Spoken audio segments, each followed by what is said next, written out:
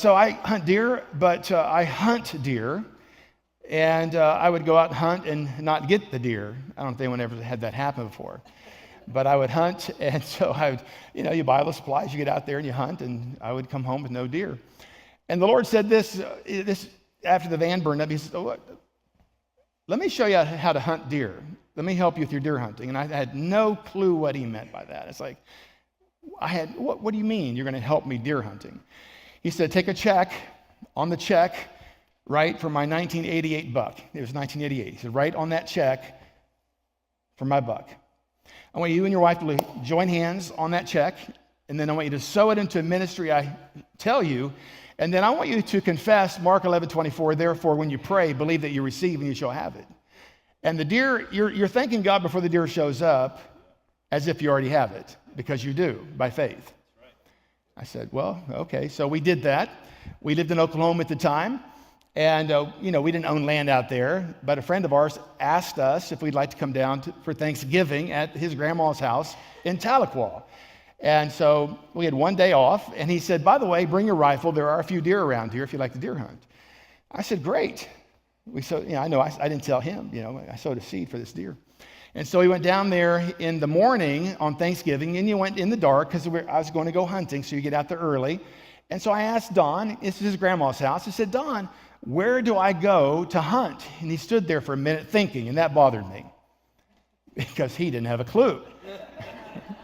And he said, there's, you see in the shadow, see that big tree out there? I said, yeah. He says, maybe y'all just sit next to that big tree. Okay, I didn't know any better. So I went out and walked out, sat down next to this big tree, and as it got light, I realized that Don knows nothing about deer hunting because this tree is in an open harvested hayfield. It's a big field with one tree in the middle of it, and no self-respecting deer is going to come up and offer himself in sacrifice. I mean, you can see me. I'm sitting right there in the middle of the field in the open, right? And I'm looking, there's a big woods up ahead, and I thought, oh no, I'm going to have to get up. This is crazy, right? And as I was about ready to get up from I was on the ground, seated.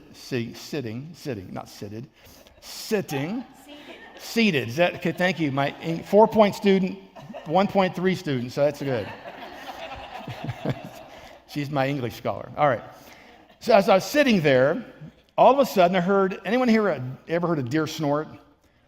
Like that? That's a warning that's their alarm, to get you, leave them alone. And 5 yards from me, I hear this loud, and I look over, and there is a buck standing there looking around the tree at me. Of course, it didn't want to talk to me or anything. It took off. It saw me, white-tailed deer, they bound. I had a scoped out 30-06, which is, if you shoot with the scope, it's hard to hit something moving with the scope, right? I had one chance, and I just pulled the gun up. I shot. The deer is bouncing in my scope. I just pulled the trigger, and the deer dropped. I was in shock. I was like, I'm not that good a shot.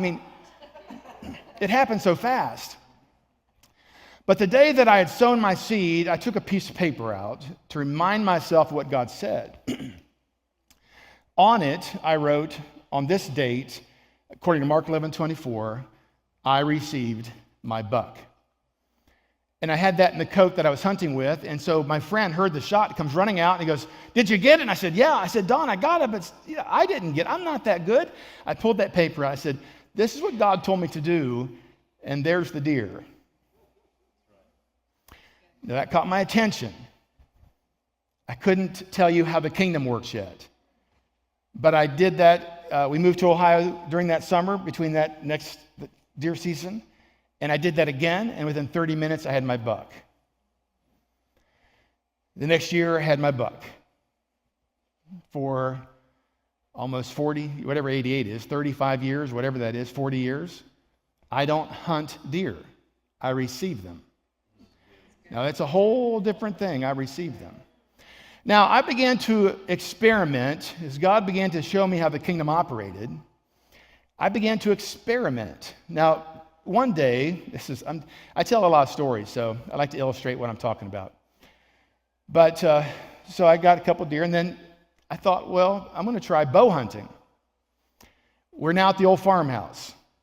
Everything's still broke, but things are kind of changing. I still don't have a revelation of how the kingdom operates, but I know certain things. I'm picking up a few clues, right? And so I thought, I'm going to go down to Myers and buy a crossbow, and I'm going to try bow hunting. I knew nothing about bow hunting. So I shot the bow 3 times before I went out hunting, and I didn't wear camouflage. I put this board up in a tree, 12 yards up, and I thought, okay, I'm going to bow hunt, right? And I sow my seed. And then I get up there and I see this buck about 200 yards away crossing the neighbor's field, and I think he's going the wrong direction. That's my buck. I sowed my seed. See, I'm learning to expect. I'm learning to expect, not hunt. And so I'm saying, God, that's my buck. He said, tell it to come to you. Could you tell me what page that's on? I didn't know. I knew better than to yell out loud, He said, tell it to come to you. So I said, dear, in the name of Jesus, stop, turn around, and come and stand. It's my first day bow hunting. I'm not a great shot. Shot 3 times, right? I can't afford a 40-yard shot. Stand under my tree with me 12 yards above it. I'm in a big woods. There's big woods. The buck could come to any tree. The second I said that, he stops. He looks both ways. He turns around and he walks. I'm in shock. He walks straight to my tree and stands like a statue directly under me. You could almost hear him say, get it over with, get it over with. I took him home. Now that caught my attention. All right, something's happening here. Something's going on. And so we began to experiment. And to make a long story short, it got to the point that I could even name the type of deer or even how many points it had.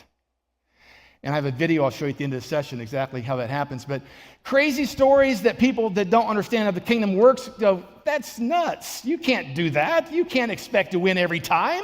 You can't name the number of points. You can't say it's going to be a 7-point or whatever. You can't say if it's going to be a buck or a doe. Yes, you can.